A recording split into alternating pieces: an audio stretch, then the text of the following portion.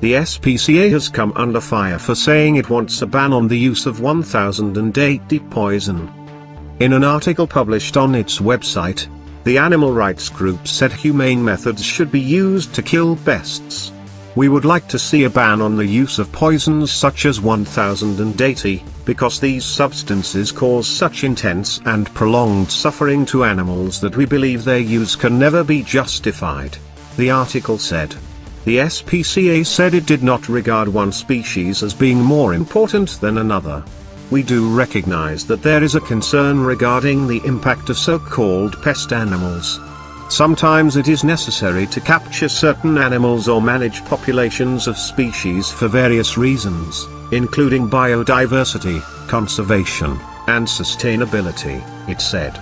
SPCA Chief Scientific Officer Anya Dale has clarified the organization's position.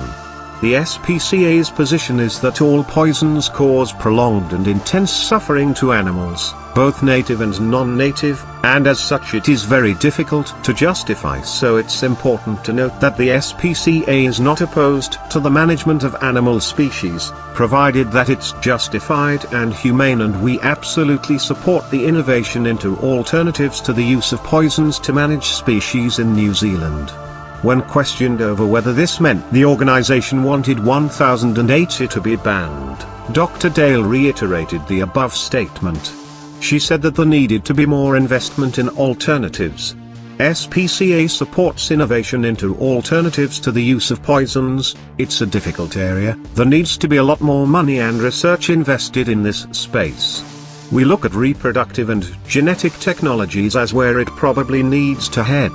We have kill traps, we have non-kill traps, there's lots of different methods that we already use. Now clearly it is much cheaper to aerially drop poison across thousands of hectares, of course that is, but we can do it in other ways. It's just a different way of allocating resourcing.